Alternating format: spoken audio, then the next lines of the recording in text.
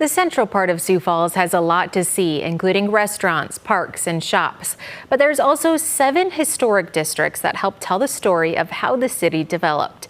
In tonight's Eye on KELOLAND, Jordan DeSmit tells us what makes each of them different from each other and how they add to the charm of Sioux Falls. Drive around central Sioux Falls and you'll come across historic district signs like these. The story of how they got there starts decades ago. The idea of historic districts gets started because of another process that was going on at the time, and that was the new in urban renewal. They wanted to take blighted areas of cities from across the country, and they wanted to tear down the old and put up the new and really bring life back. However, Kevin Gans with Siouxland Heritage Museum says that movement got some pushback. The federal government actually passed a National Historic Preservation Act to create the National Register to help save some of these sites.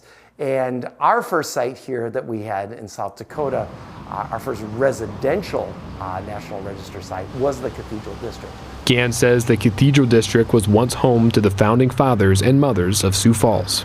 If Sioux Falls was going to have a society street back in the day, Duluth Avenue would have been that society street. That was the address where everybody wanted a home. Besides Cathedral, there are 6 other historic districts in Sioux Falls. They get named by maybe a significant piece of architecture or a significant person in that area. Of course, the Cathedral District boasts the Cathedral of St. Joseph. The Old Courthouse Museum highlights the Old Courthouse and Warehouse District, and Phillips Avenue is at the heart of the Downtown District. But there's more. And with McKinnon, that's pretty standard because we have McKinnon Park and Helen McKinnon that owned property and donated the property for the park. So that's how it took on the name here, as well as what was McKinnon Hospital at one time.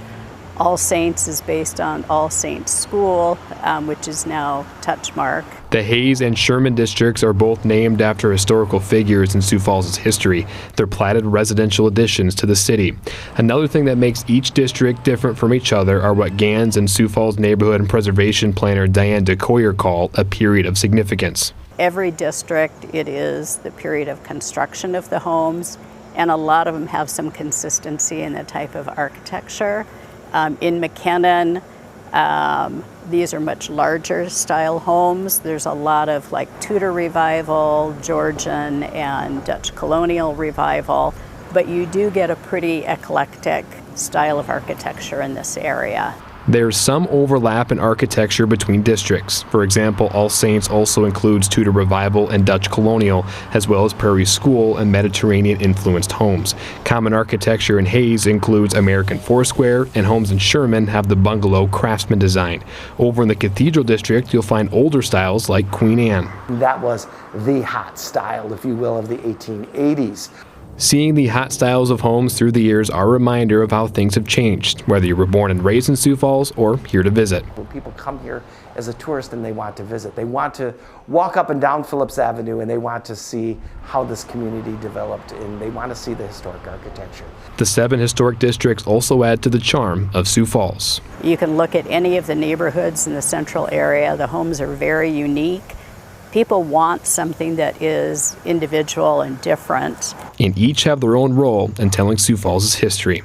With Eye on KELOLAND, I'm Jordan DeSmit. If you want to check out the historic districts for yourself, we've included a map of where you can find them with this story on KELOLAND.com.